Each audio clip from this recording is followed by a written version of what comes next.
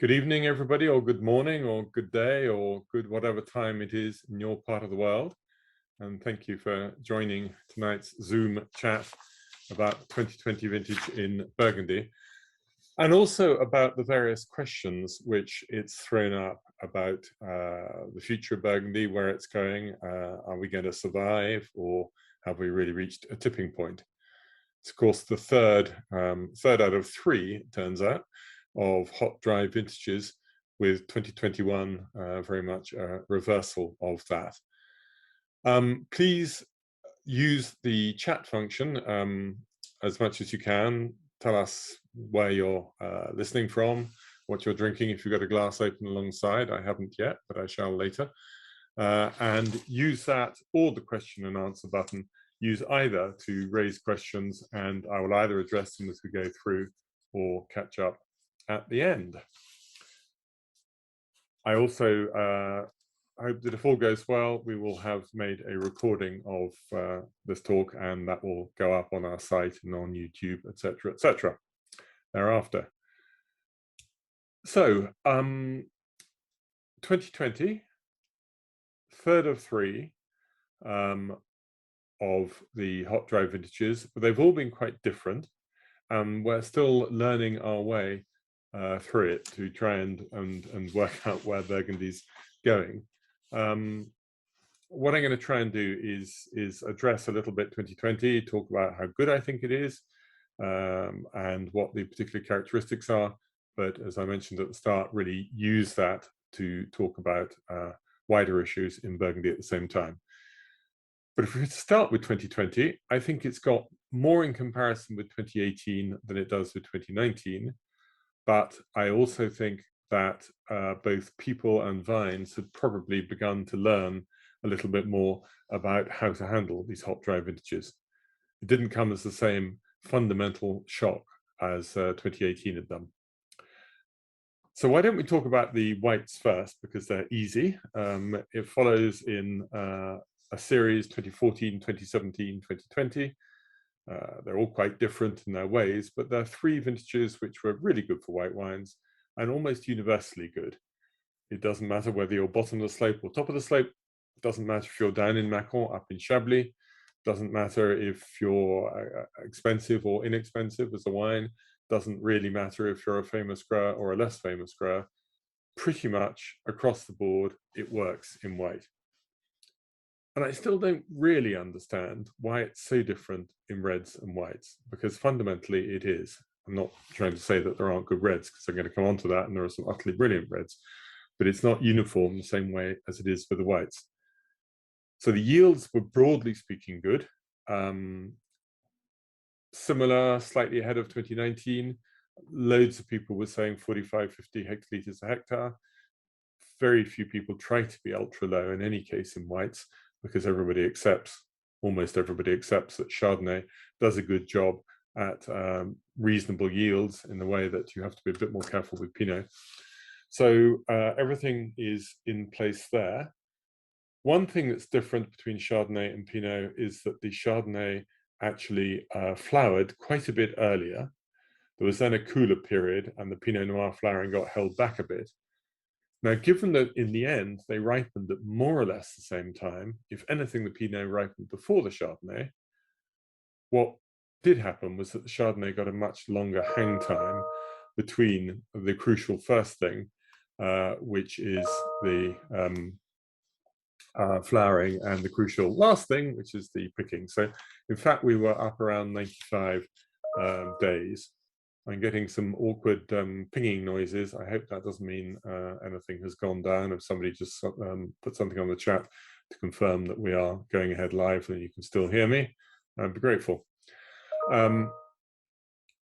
Just wait to see. Yeah, all good. That's good news. Thank you. Thank you all. So I will continue and not worry about that pinging noise. So the whites have started off well, and I did notice that there were various people on various sort of bulletin boards and like who were saying that the weather in 2020 was going to be like 2003, and seemed to be going that way. Well, I lived through 2003 and I lived through 2020, and I didn't see any parallel. 2003 was frankly frightening. there were two enormous heat, long periods of heat spike in June, around about the time of Vinexpo, and even worse, the first 15 days of August. And the grass died, the trees completely shut down, the vines too. It really had a sort of end of the world feeling about it. And 2020 wasn't like that at all. It was hot and it was dry, but it was an even temperature with few real heat spikes, a little bit more, oddly enough, up in Chablis. And there was one at the end of July, which probably didn't do them any good. But in central Burgundy and the Côte d'Or, it didn't really come in until August, a little bit around sort of 10th-ish of August, and then again at the end of the month when the temperatures did get noticeably hotter. And that we'll come to when we tackle the reds more than the whites. So the whites go on their cheerful way. And the weird thing is how the juice remained in the whites and didn't in the reds. The reason why there was some juice, and I was expecting some, was because we had plenty of rain in the winter before, in the same way we did before the 2018 growing season, and in the way that we didn't before 2019. So I was therefore expecting out of that some a reasonable amount of juice in the grapes. And there were plenty of grapes in 2020, that wasn't the issue. So the whites come to the harvest. People came back from their holiday, said, eek, help, we have to get out there into the vineyards. Talk a little bit more about that when we come to the reds. And they probably started picking reds and whites together to begin with, just to try out, and they found the whites weren't really ripe yet. Now, broadly speaking, in this long, hot, dry period, there was hydric stress in the vineyards, and that, to some extent, blocked all the ripening, but they'd also blocked the change of the acidity. So in both colors, we actually have high acidity, the highest of the 3 years, 18, 19, and 20. All of them had a feel of a certain amount of freshness that could be confused with acidity, but only 20 really genuinely had the figures to prove it. So you've got ripe grapes, but not, in the case of the whites, overripe. Hardly ever did I taste a white grape that was clearly overripe. And you had good acidity. And the most important thing of all is that I don't get any flavors of very ripe Chardonnay. I did to some extent in 2019, which I therefore like less, but it's not a fault, it's just a stylistic point. And if your taste is more towards this richer style of Chardonnay, then 2019 you would go Banco on.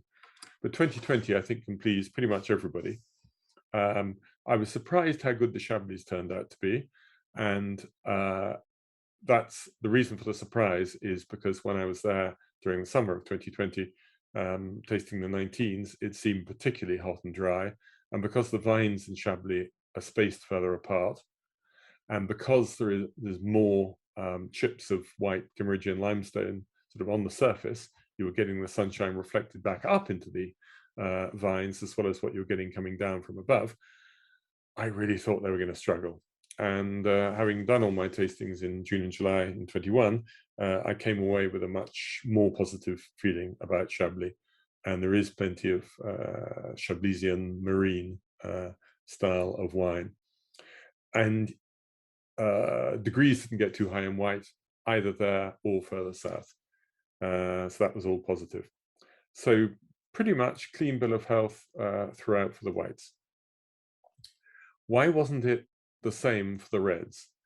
And to characterize the reds, I'm going to say that I think there are many more examples of areas or producers whose wines suffered, and there are some truly stupendously great wines in 2020, which will surpass, I think, anything in 19 or 18. I'm sticking my neck out a little bit there, because I think a number of other people, a number of growers who reckon they got 19 right, 19 remains their favorite. So the hot, dry conditions, why were they worse for Pinot Noir? Well, Pinot is a more sensitive grape. It doesn't flourish elsewhere in the world in hot, dry conditions, whereas Chardonnay does. So that's a starting point. There are still some people out there who are de-leafing systematically, and I can't help but think that this is a wrong move.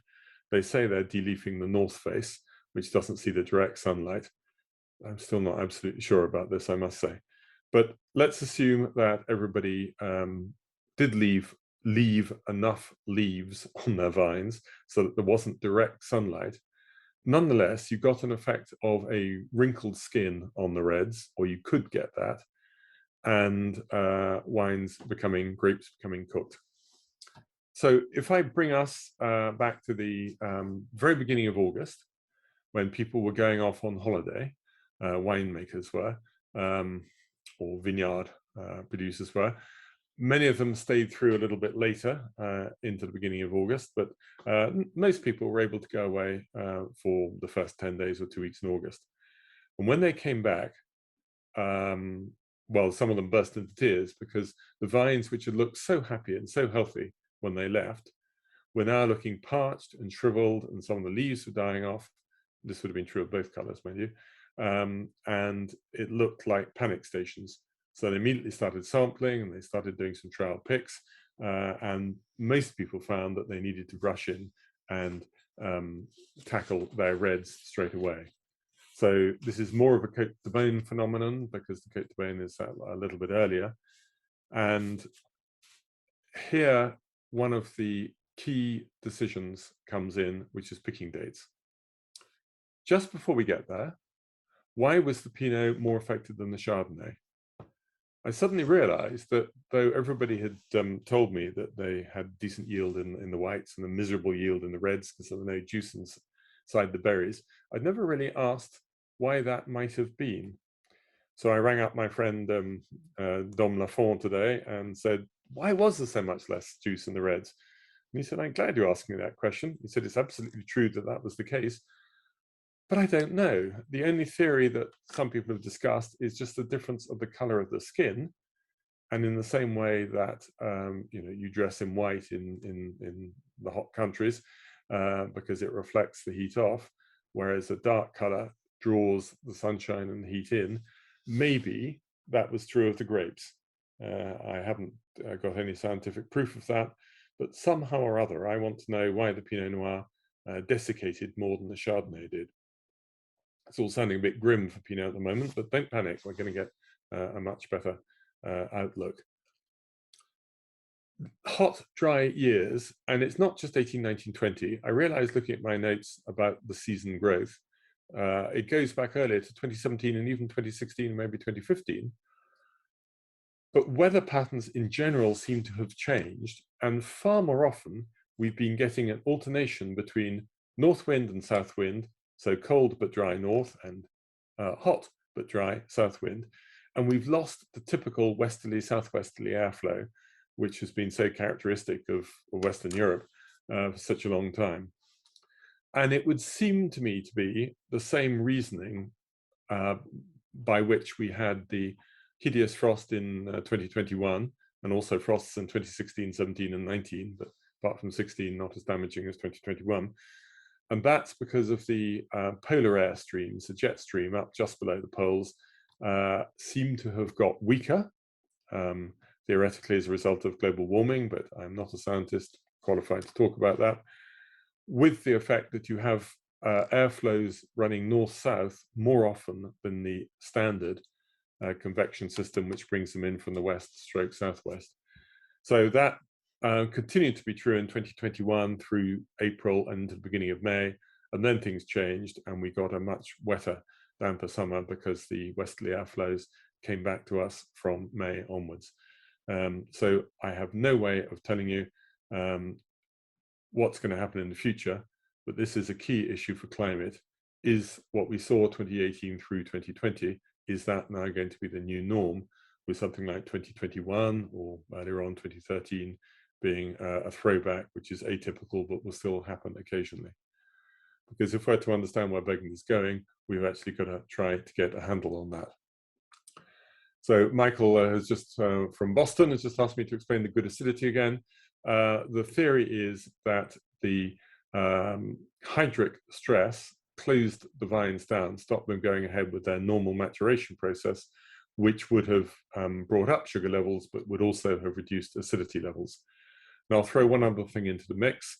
This is an idea that Anne Moret, Domaine Pierre Moret, suggested to me, and she has no scientific backing for it, but she had said in discussion with some others, they thought these very early vintages, there tends to be more protein in the juice, and she wondered if within the protein there were forms of acidity which enabled the wines to taste fresh, whether or not they really had a higher analysis of acidity or not. It's certainly something that we've been saying. We said about 15, definitely 16, 18, 19, and 20. We did comment in Tasting Wines and Barrel that there was an aspect of freshness even with high sugar levels. So now we've come back to our wrinkly skins in some places, and out of that, there are two things to look at. One is where your grapes are being grown, and two is your decision making when it comes to picking, etc. So firstly, where the grapes are grown. Now we noticed in 2018 that some of the classic places which were early picking but had become our favorites, the Chambols and the Volnays, really suffered in 2018 by drying out. This is where you got often high alcohols, certainly very overripe flavors, and you got some raw tannins because the tannins hadn't been able to mature enough, because again, either the thermal stress or the hydric stress had stopped the full maturation. And I'm happy to say that in 2019 already, there was much less evidence of bad news in those places. In 2020, it was also less than in 2018. I was strongly on the lookout for it. I had a couple of vineyards which were my sort of worry spots, let's say Volnay Fremier, Volnay Brouillard, and in Chambol, even Bon Mar. And in 2020, they've come through rather better. Instead, Volnay Centenot seemed to ripen very early. And the Hill of Corton, almost everybody picked Corton at the very start of their picking regime. And sometimes they even stopped after they picked Corton, and I still found Cortons at over 15% alcohol from people who actively don't like that style and don't want to make that. You know, and it's a worry. I think people did get a little bit caught out in that region. Conversely, down in Centenay and Marange, where everything is that bit more humid because they've got the river running through the valley just at the foot, instead of the N74 does actually. A main road at any rate continues along there, but you also have both the valley and the canal and some side rivers. So they did really well in 2020. People could pick a little bit later. Grapes had a longer hang time. The degrees didn't get out of condition, and you didn't get the wrinkled skins, flétri in French. I think also Pommard, as I've been talking about for some while now, typically more humid. Those heavy clay soils retain the water. Result in rough tannins. They don't ripen the grapes properly, but in 2020 they did ripen, so that was a good place to be. So my slight negatives in place terms would be a little bit Volnay, quite a bit Corton. Up in the Côte de Nuit Saint-Georges, I found the wines often a little bit too rich and flavors too ripe, but not invariably. And Marcenay, the vineyards in Marcenay, which are really on what they call the cône de déjection, the alluvial fan, very light arid soils. They struggled, and a few vineyards at the tops of hills on light soils suffered. But please, this is quite important, don't take that as absolute. That doesn't mean don't buy any vineyards from those appellations, because going through all my tasting notes, there are a load of wonderful Volnays and Cortons and Nuit Saint-Georges.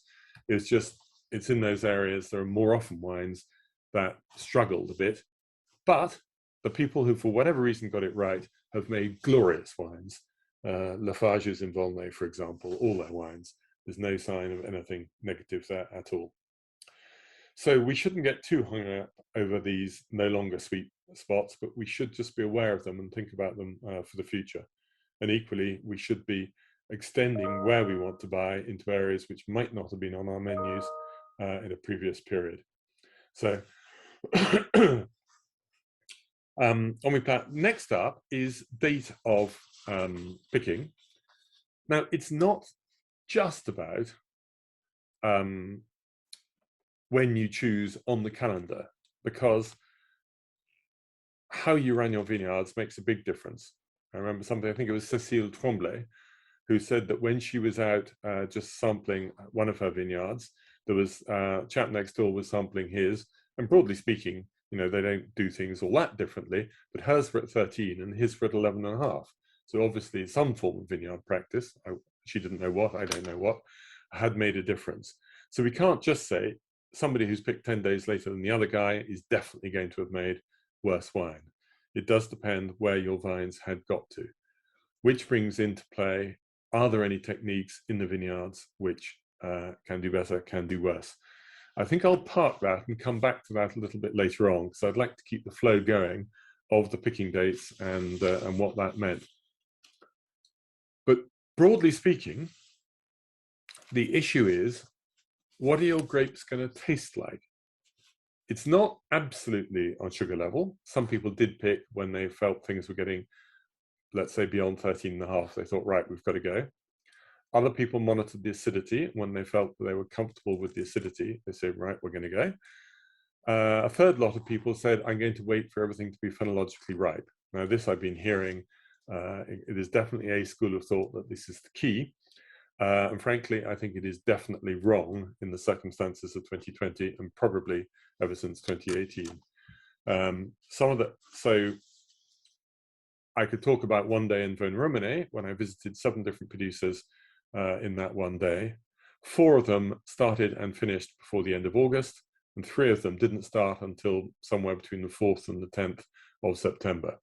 And the people who started in August, all but one of them finished in August, and the other guy finished on the 1st of September. So it's really clearly 2 completely different schools of thought. Well, frankly, I much preferred almost everybody in the first school. And it doesn't matter to me if you have a small phenological aspect which isn't fully ripe. Goodness knows, in all the much cooler period, we had loads of vintages like that. And just a length of time in bottle just smooths out those little corners which weren't perfectly ripe. And you can even have some really ugly unripe vintages like Mionia 1957 or 1972 or 1980, where there are some really gorgeous wines which emerge further down the road. And those are extremely unripe years. But 2020 clearly is pretty much ripe. So if the acidity isn't quite what you want, if the tannins are fractionally underripe, if the skins taste just a tiny bit not ripe, if the pips haven't gone completely brown, sometimes you have to accept that and you've got to compromise. If sugar levels go up, I don't like it.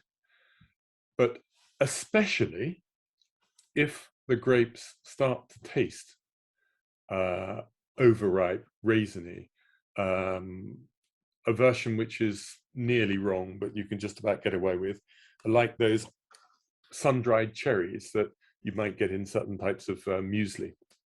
You know, it's actually sort of quite pleasant on its own, but if it is the only flavor in the wine, it's too much. And certainly if you get it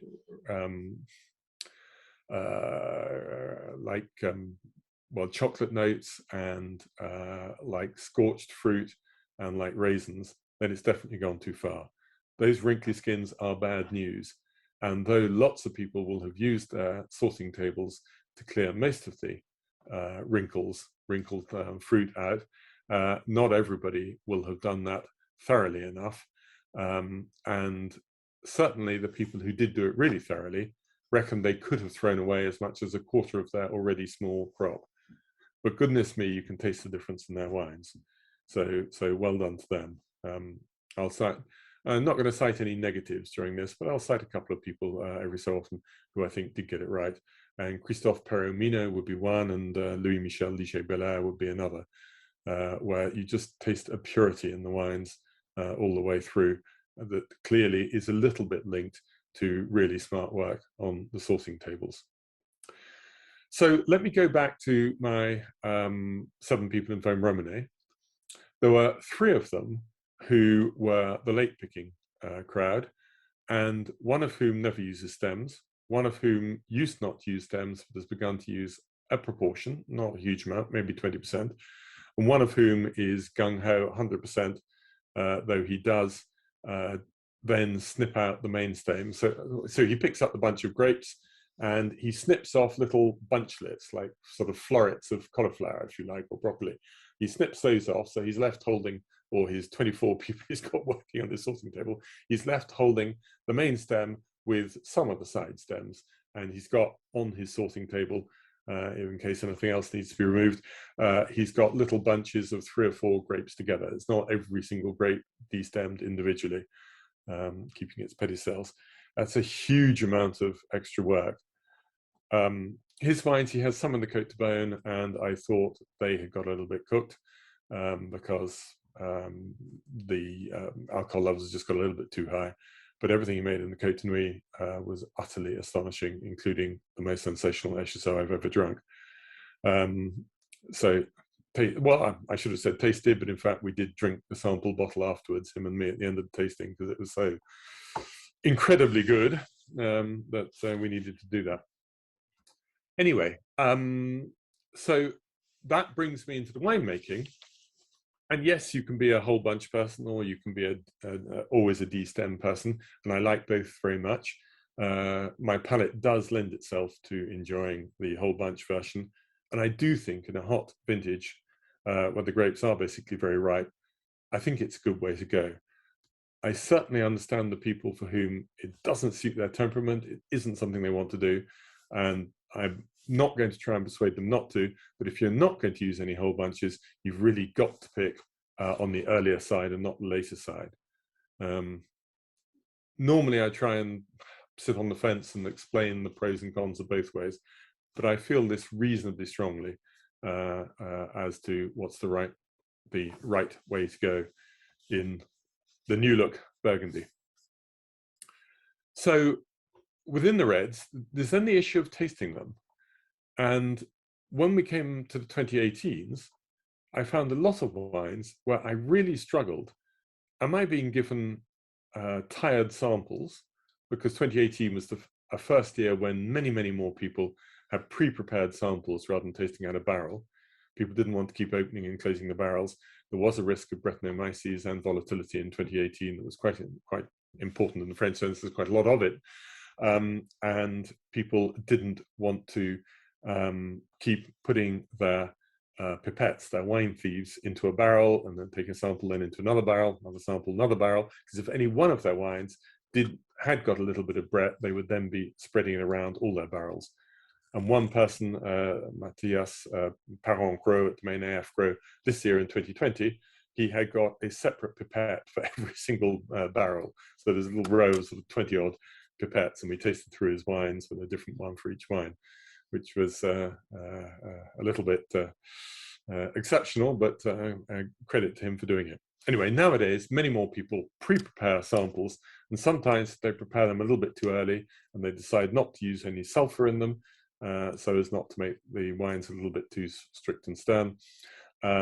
Then that can be a problem. And there were a few wineries where, when I tasted the 2018s, I really wasn't sure if the wines were cooked and lacking in freshness, or if the samples were at fault. 1 or 2 times I could see it clearly was the sample.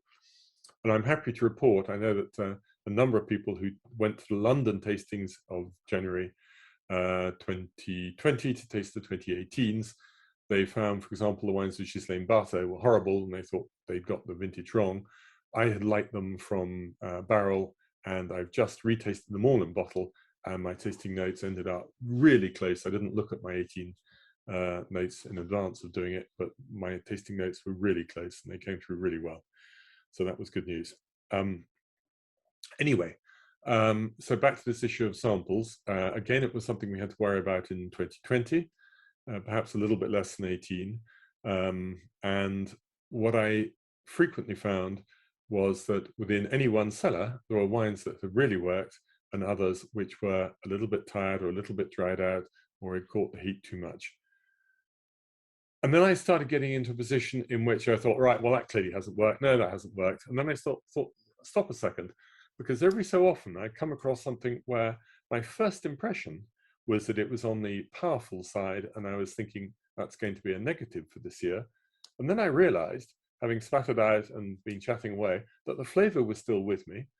I was getting power, yes, but I wasn't really getting overripe flavors. And though there was a dryness to the structure. It wasn't too dry, and the fruit was just swarming back at the end of it. And that caused me to realize, having been really quite negative at the start and occasionally later on going through tasting the 2020 reds, that there are some absolutely colossal wines here, really, really great red wines, which are going to be extraordinary in the really long term. And some of those wines made me think about 2005, which is a vintage of immense quality, but still unbelievable youth. And sometimes on the drier side, with mixed in a small percentage, and only a small percentage, of 5% or 10% of 2003 for the flamboyance, and verging on overripe fruit, but not too, it's okay if it's only 5 or 10%.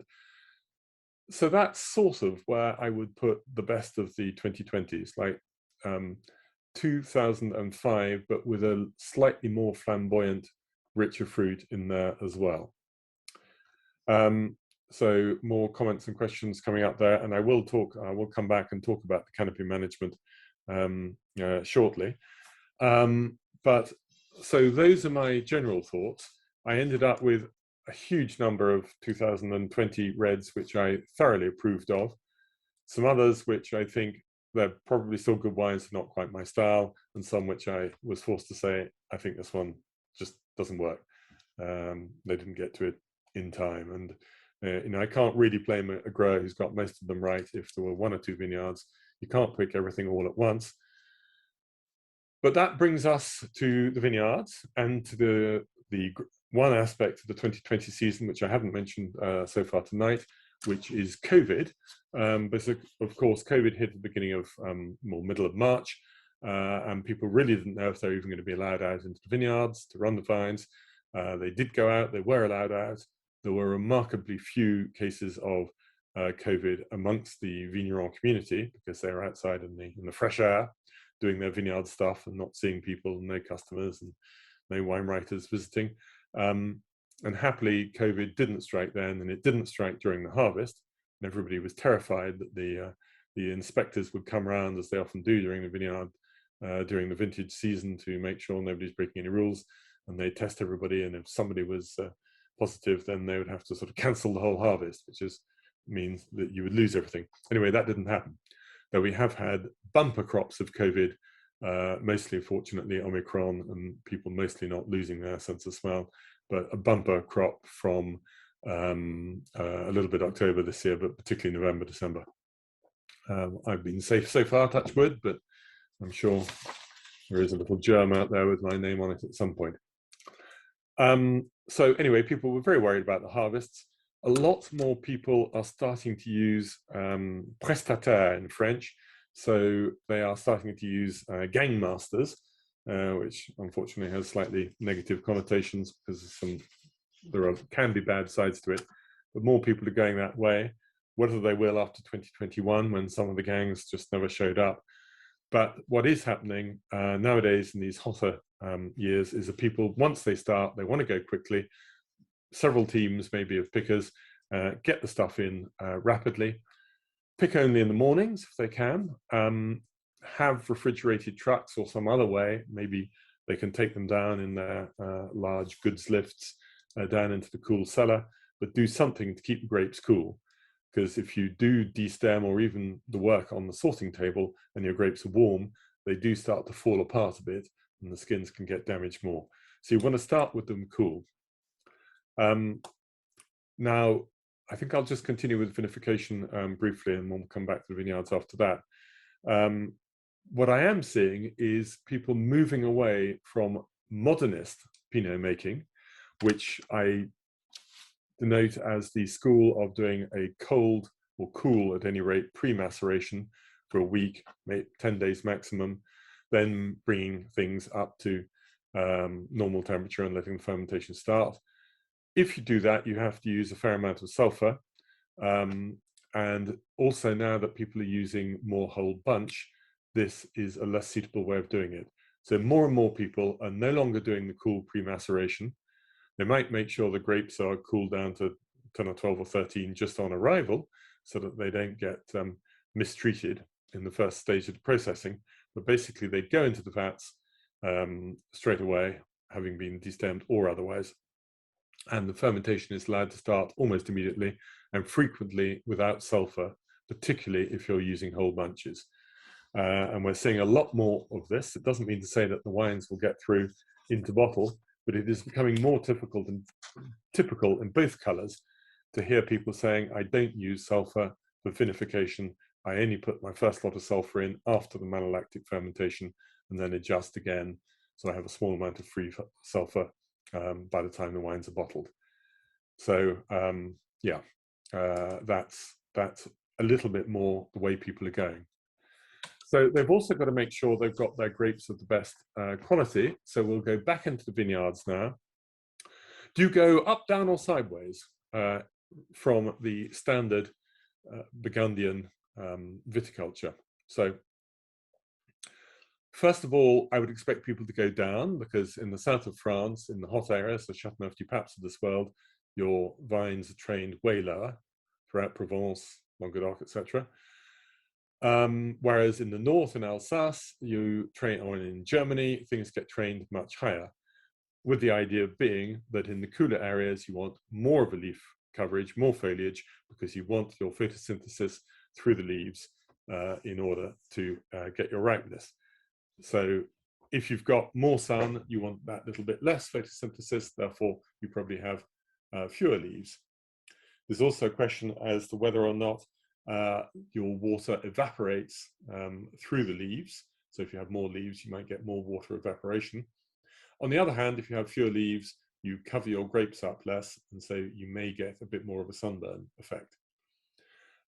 So which way to go? We know that a few famous people have gone not quite sky high, but up to much higher, so that the top wires could be as much as sort of 2 meters off the ground.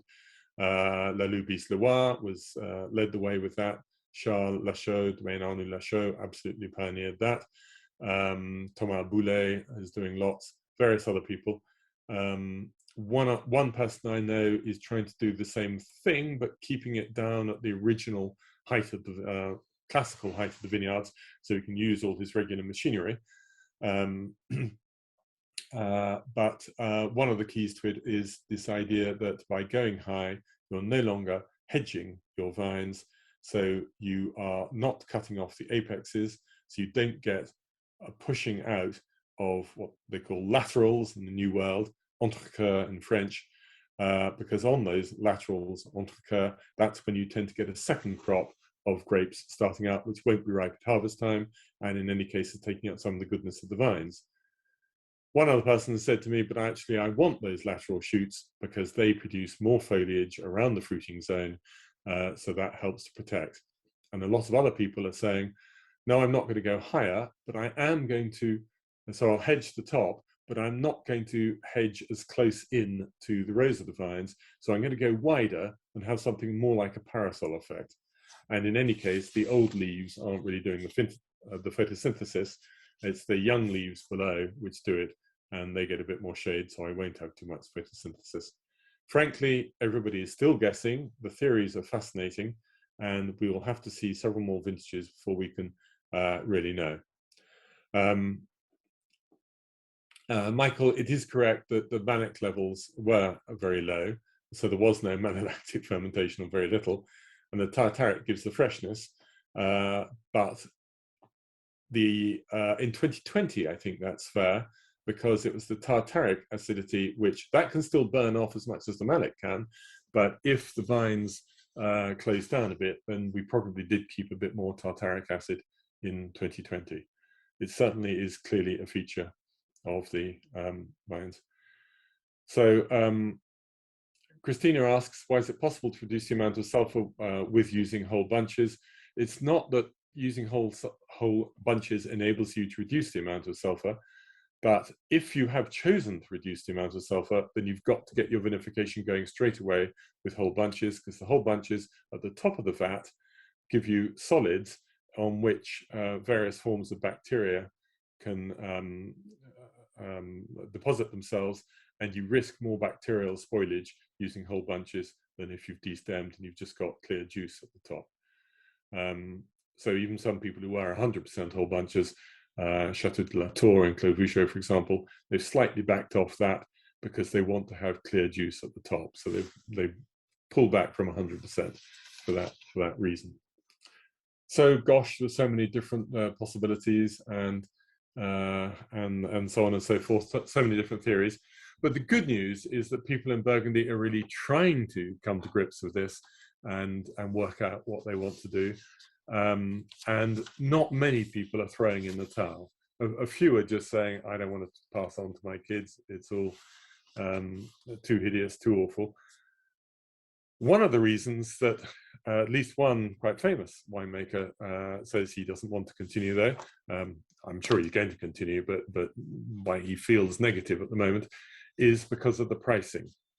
We've got two things. We've got wine pricing and we've got land pricing. And of course, they are interconnected because the price of the land is going to affect your costs when you make your wine. We tend to think that negotiations are going to be affected by the price of raw grapes going up and domains are not, but actually most domains are paying family members. You count as a domain as long as you have farmed the vineyards. You don't necessarily own all the vineyards. Some might be complete third parties who own the vineyards, and some might be family members whose retirement fund, their retirement is effectively funded by the money they get from whoever is making the wine at the domain for the grapes that they get in. That's far more widespread than you might think. And if the general cost of grapes is going up, the bulk price is going up, and it's gone up hugely over the last few years, then that is going to affect the fermage rates, the rental rates, which is going to affect the end consumer rates. Now, we spend all our time complaining about prices of Burgundy, and there are so many threads on various bulletin boards that I look at and say, I'm never going to buy Burgundy again, and it's absolutely criminal the way the prices have gone up. And now we see some 2020 EP threads with everybody saying, it's awful, I can't get any allocations, the wines have all disappeared, they've all been bought, what's going on, why can't I have some, even if the prices are incredibly high. So it is the Burgundy paradox. I've felt for quite a while, since really shortly after the 2005 vintage, the prices in Burgundy were unsustainable, and I kept expecting a check. I kept thinking that we were heading into bubble territory, and it just doesn't seem to have happened. Partly because there is much more international interest, and everybody can see everybody's prices through various forms of media. And partly that a lot of the people who said that they would leave Burgundy haven't left Burgundy because still the magic is there. The great news is how much more widely the possible options for buying have spread. You've got so many great people there, either new generations of established families in minor appellations turning out wines which couldn't have been imagined even 15 or 20 years ago in those appellations. And that's only partly global warming, but it's also to do with paying the same care and attention to what they're doing as you would do if you had a really great vineyard.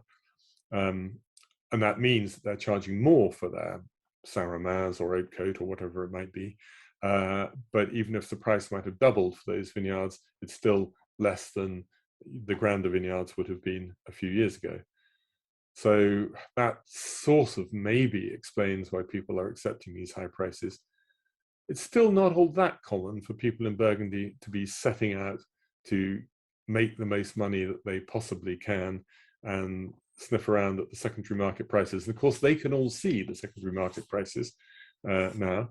But even though some of the prices have gone up by a lot more than others, and I've been looking through a distinguished UK wine importers current offer of 2020 is comparing to the 2017 PDF of their offer, and I'm seeing such a wide disparity of pricing.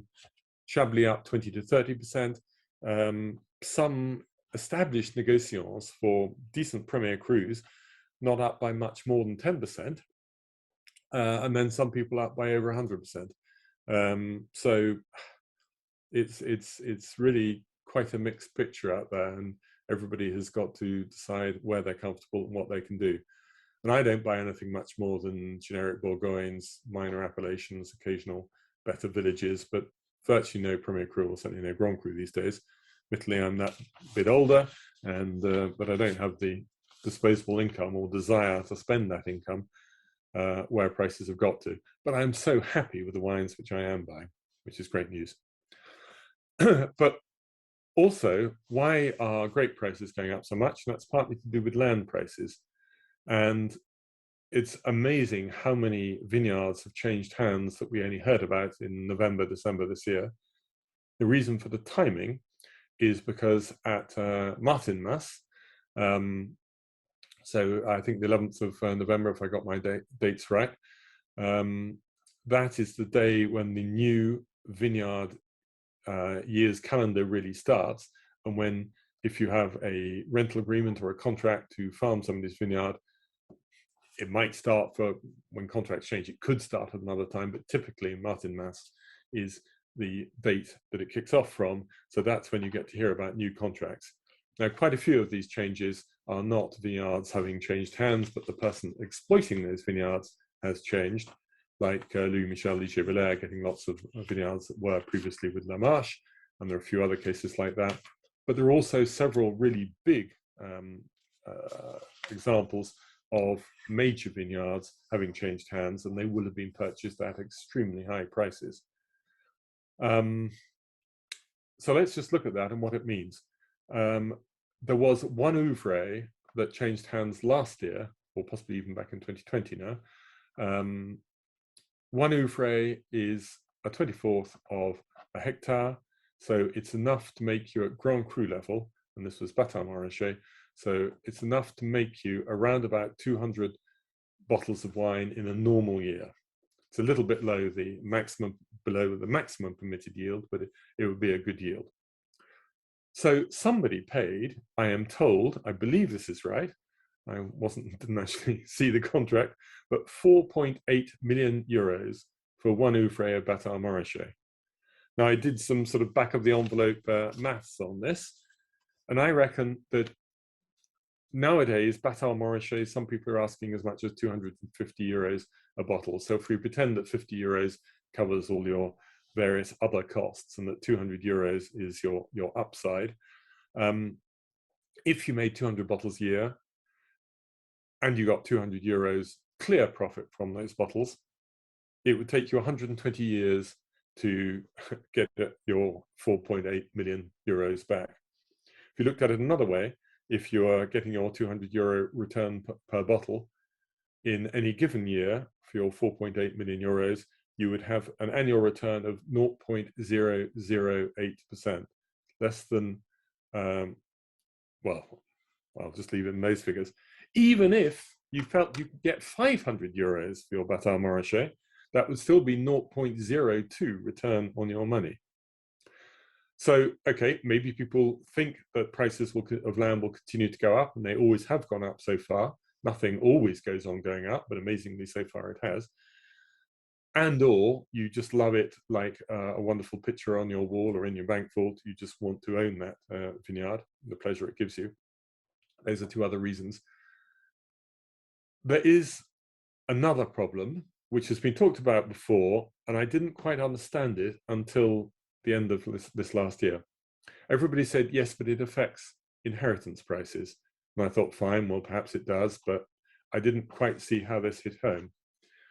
But let us say that you have reached 60 and you've decided that you're going to hand your vineyards over to your various beloved children, and you make them over to them. You will have an inheritance tax to pay. There are various ways in which you can make it a little bit less of a percentage rather than more of a percentage. But typically, the lawyer dealing with it is going to look up the price that vineyard is worth. And he's probably going to take what they call the prix Safer. That's this quango called Safer, which sometimes gets involved in vineyards changing hands, quotes a price per oeuvre for any given vineyard.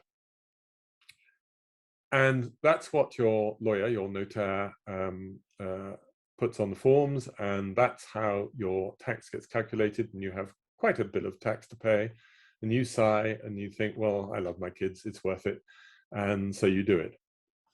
Anytime up to 3 years after that date, the authorities can come back to you and say, you didn't pay enough tax. And the authorities at the moment are taking the price of the latest transaction. So a transaction that happened at the end of 2021, they can go back, and anybody who has transmitted their vines in 18, 19, or 20 can suddenly be reassessed, not at the Sapphire price, but at the price of a recent transaction. And I was talking to a grower in Chevrolet-Chambertin who knows what the Sapphire price is, and he said for Griot-Chambertin, which is the vineyard in Point, the Sapphire price is somewhere in the 200, I think he quoted me, 273,000 euros per ouvre. But he said a recent transaction of Griot-Chambertin went for 2 million euros an ouvre. So let's say that's about 8 times the price. Now the authorities have written letters, and they wrote them in November to more than 50 growers in the Côte d'Or saying, oi, I want your tax on valued 8 times what you paid. So, you know, what a complete disaster that is. That means they're probably going to have to sell some vineyards, or their children are going to have to sell some vineyards to pay this tax. It's crazy. The system should change. The system which should apply is that you should pay your inheritance tax on what the vineyards are worth in terms of what they will yield, and not in terms of what some probably out-of-towner is prepared to buy in order to own those vineyards. So it's a real talking point at the moment, which is a little bit frightening for what's going to happen to Burgundy in the future. So it's uppermost in my mind. We have got a climate threat. We have got, I didn't really talk in the vineyards, the fact that a significant proportion of vines, typically but not only, planted on a rootstock called 16149C, which used to be the favorite rootstock in Burgundy, are suddenly dying off. And the reason is that it doesn't have a particularly deep root system, and whereas those roots were deep enough to reach the water table in the past, they no longer are now. So it's not affecting really long established vineyards on 16149, but anything planted now up to 30 years old is suffering. So you've got climate change, which maybe threatens the balance of your wines, but maybe people are reacting too successfully. You've got this rootstock problem and other diseases which are more prevalent than they were and threatening your vines. You've got land prices. So it's tricky, but you've also got nobody being complacent, a great generation of young growers coming through. And I really feel that the guys born in around 88, 89, you suddenly get a feel of a generation there. Charles Lachaud, Charles von Canet, Thomas Boulet is a tiny bit older, but he's sort of the same idea. Clotilde Lafarge, Mathilde Gruveau, loads of them. A real sense of a renewed energy here in Burgundy, which is exciting. So there are danger signals, and there are some great news as well. I promised myself I wouldn't go on much more than an hour. We're coming up towards that time. I've been checking on the comments. I haven't seen anything. There's nothing on the questions and answers. So if we have any more questions, now is a good time to ask them. If you want to know who really got it right and who didn't in 2020, then I'm afraid you have to subscribe to my website, www.insideburgundy.com, and then you get everything. And the reminder that not only do I do the scores out of 100, which we're sort of obliged to do nowadays, but also you get star ratings out of 5, so that you can pick out if somebody's made a really good Bourgogne Rouge or Auxerre-Duras, because that it might only get high 80s, but it can get lots of stars. So there we go. Right. So in particular, Premier Cru vineyards are consistently successful across most of their owners. Do you know Clos Vougeot is back in the frame? It's back something that we should really care about again. And you get that feeling of real longevity in those wines. It's true that they don't give you instant satisfaction in their first few years, but I thought Clos Vougeot came out really, really well. And thank you for your nice comments, several of you. Matt would like me to share the identity of the wines you are buying. I have talked about them elsewhere. Shall I do that? Shall I not do that? What I'm going to have this evening is a bottle of just a straight Chablis from L'Aventureur up in the northern part of Chablis. I love the Buisson wines in Saint-Romain, Pierre-Henri Rougeot in Meursault, but there are just so many of them. Follow lots more. Saint-Aubin it doesn't suffer too much from the heat, Thomas, but it does suffer from the drought. One vineyard, En Remy, which we used to have as joint top along with Magellan de Chien, is a little bit more at risk, but another like Châtaignier is getting to be really, really good. The qualitative gap William asks between village and Premier Cru closing, I think actually it's the best village wines. You've got those group of village Lieu D, which are sort of village plus, and they tend to be in a really good part of the slope where you still have enough soil.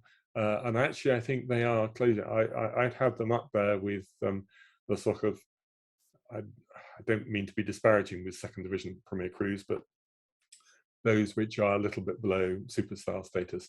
So maybe yes, absolutely. Yes, the question that John Luca there about a whole bunch being good in hot vintages, wouldn't it decrease acidity in already hot vintages? Yes, there is an issue there. It increases the perception of freshness, but it does reduce overall acidity, and that is a reason why you might want to be careful. It can affect the pH. It does reduce the alcohol, and it slightly reduces acidity. But most people have been prepared to take that trade-off. A few people I know have backed off whole bunches in 2020 for that reason, however. David, is 2020 as good in whites as 2014? It's so different in style. Whites have an unbeatable freshness and energy, and they seem to have got younger. So maybe 2014 might stay the winner. 2020 and 2017 is pretty good parallel. I think 2020 is like 2017 with just a few percent of 2014 in there as well. I haven't tasted enough Puy Frises yet, Jonathan, because of getting the second edition of my book out. I missed spending as much time in the Maconnais and the Chardonnay and Beaujolais as I would normally do. The ones I've had so far have looked very good, so I think positively, but it's not quite the in-depth coverage. Oof, good. David Morris Saint-Denis came out just fine, and it's a village which I really love, and I'm going to go into in much more depth. Christian, I don't think it wasn't obvious if anybody had acidified in 2020. It wasn't really necessary. I think people did a bit in 2019 and 2018, not really necessary in 2020. Grand. Well, I think I've covered everything that's up there on it. I do like to, yeah, William, I can't give you an answer. I'm going to spend a lot more time, particularly in Givry. I don't have enough detail on that to give you an answer now. So I'm going to leave you all. I want to thank you for joining us. It was a great group of you. And I would like to do a few more of these Zooms during the next few months, whenever I think we have a topic that's really worth going into in detail. I hope it's not too much to get a full hour of me just rabbiting on like this, and we'll keep it going. Do check in on the website. I will continue to be doing things for £67 Mile with their television, and I'm sure you'll see me in various other guises. So thank you all, and I'm going to go and have a glass of wine. Good night.